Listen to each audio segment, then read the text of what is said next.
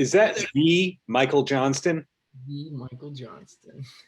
Yeah, that Instagram tag, I think, differentiates it that it's the Michael Johnston. How's your day going there? It's going well. Yeah, unfortunately, Michael Johnston was taken, so there you go. Not to be confused with Olympic runner Michael Johnson. Oh, no. I'm not doing much running these days. There you go. Where am I getting you from? It looked like a month ago you were in Australia. I was in Australia working on something that I'm not allowed to talk about, but yeah, I'm back home. I'm in LA. Great. Appreciate you taking the time. Yesterday I was speaking with your co-star Philip, and he said a lot of interesting things about the filming. Not his first time filming in Africa. For you, was it your first time filming in Africa?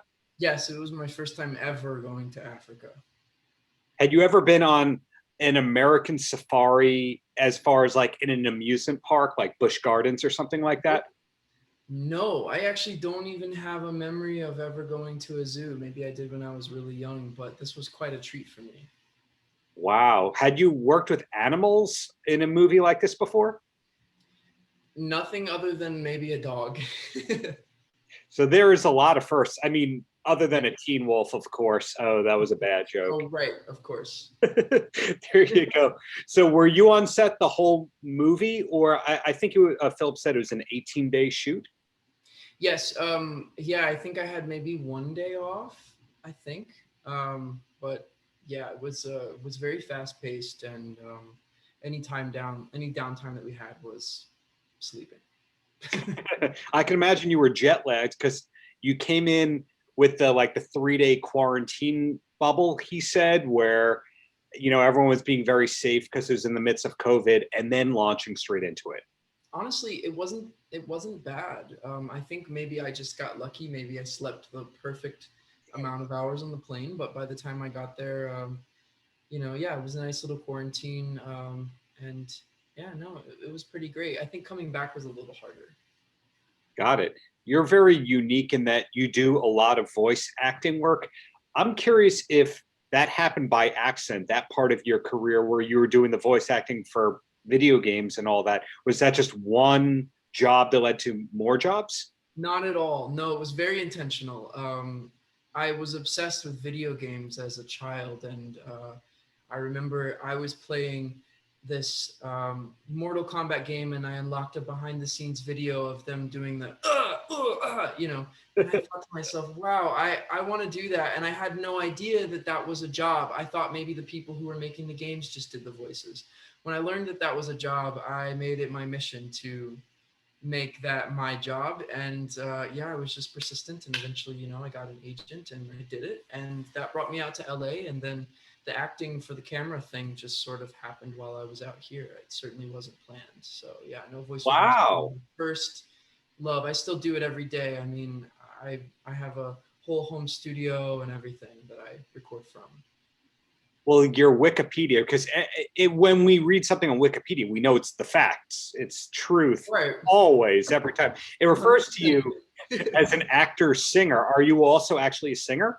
Yes, yeah, I'm a singer, a songwriter. I have a couple songs out, but I'm really excited for my upcoming music. I don't have a date yet, but it'll be this year. It'll be really soon. I can't wait to share it with everyone. Singer-songwriter kind of thing? Yep. Pop music. Yeah, singer-songwriter. I play a little guitar, but I usually work with a producer to kind of get my songs out there. Yeah, but all my songs I have coming out written by me, and I'm singing. Yeah, I can't wait. I'm so excited about it. So COVID aside, if you were to play a venue, this is how I'm trying to vibe what kind of music it is. If you were going to play a venue in Los Angeles, would it be the Hotel Cafe? Would it be that kind of place, or the Mint? Yeah, absolutely. Hotel Cafe is pretty much my go-to spot. So I do miss going there. I've played there a few times. Wow. So you're really hard to pin down because we see you in this and Teen Wolf, the voiceover guy, the music guy. Is the goal long-term to be able to just juggle a mix of projects like that? Yeah, I think so. I mean, I don't have a lot of control over my acting career. I auditioned for a job, and I can take it or not take it. But at the end of the day, I think being able to do my my music is nice because it's just mine, and I'm not signed yet, so I don't have anyone telling me what I can and can't do. And then in between jobs, there's always a downtime. It's nice to have something to do to keep me sane, keep me from getting into trouble. So yeah. I can't think of which actor it was. It was someone who worked a lot in the 50s and 60s. He had this kind of formula where 1/3 of the jobs he was doing for the check, 1/3 of it for a creative license, and 1/3 of it because it was somewhere he hadn't been that he kind of wanted to go on vacation. Comparable to what you're doing, where this is paying the mortgage or the rent, this is the fulfillment, and hey, I never did that before. Oh, absolutely. Yeah, I like to take into consideration, I like to think three things when I'm doing a project. It's like, one, is the project really great? And Yeah.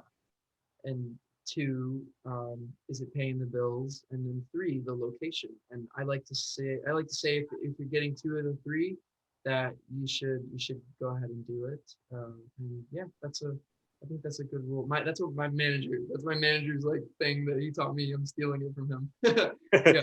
Well, it sounds like Endangered Species checked at least two of the boxes there. Oh, absolutely. I mean, it was amazing. It was an unforgettable experience, and it was nice to learn about. I had no idea about the illegal wildlife trade and what was going on, but when we got up there and saw how absolutely beautiful it is, I mean, I'd certainly never want to go to a zoo. I feel like that was just depressing after seeing how beautiful it is there. And yeah, and I'm really excited for the movie. It was really a lot of fun. And yep, it's coming out soon. 8 days. 28. It's very surprising to me how soon it's out. A lot of the interviews I'm doing, I'm saying, hey, so when did you make the movie? And they go, 2016. And you go, what? Oh, it's yeah, it was filmed within the last year and has the release date. That's pretty unprecedented these days. Yeah, that's a first for me, for sure. Got it. So one Teen Wolf question. Okay. When you were, finding out, hey, I'm going to be in this, and you did research, was watching Teen Wolf 2 part of that?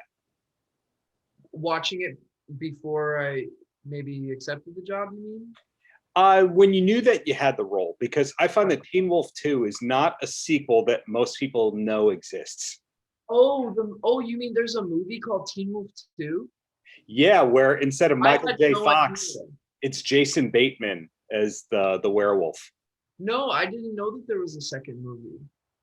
Wow. Okay. Well, I'm gonna have to go look it up. There's not just one basketball playing high school werewolf out there. There's shoot. Yeah, no, I'll definitely have to write that down and add it to my watch list. so really most people don't know that it exists. Got it. I didn't know. And you mentioned before you're working on a TV show that has not been announced yet. Presumably it's not been on deadline.com yet, and that's what the holdup is per se. But are there other projects that you want to talk about, or is it pretty much there's that and there's your singer-songwriter career and there's voiceover stuff, and that's good enough? Yeah, unfortunately, I mean, of course, there's so many things I'd love to talk about, but I just can't at this time. But yeah, no, I mean, the only thing I can say is that as far as my own projects, my music, I have a song that's so close to being finished, and it's gonna drop any day now. Really looking forward to that. But otherwise, just I guess stay tuned. Follow at the Michael Johnston on the on the gram. Michael Johnston. And then two quick questions, then you're free. The first one is, do you have a TV recommendation that you could pass along to somebody who needs a new show to start? Oh, a new show. What have you been watching lately? I mean, a new show? Well, let's face it, new to some people still might be Tiger King. Tiger King. Oh yeah, well that's a good one. That was a fun quarantine watch for sure. I just recently finished binge watching 6 Feet Under, and I really enjoyed it. So I think that's pretty much the last thing I've had on TV. Or Succession. Oh, amazing. But Yeah. For sure, but don't forget, you gotta go watch Endangered Species. I mean, it's coming out. You can rent it on your TV. So You beat me to it. That was going to be part of my last question. So instead, I'll just say, Michael, any last words for the kids? For the kids, watch the PG version. If there is one, maybe they should. But no, looking forward to what's coming next from you soon, including that embargoed announcement. Just keep up the greatness there. Thanks so much. Paltrocast.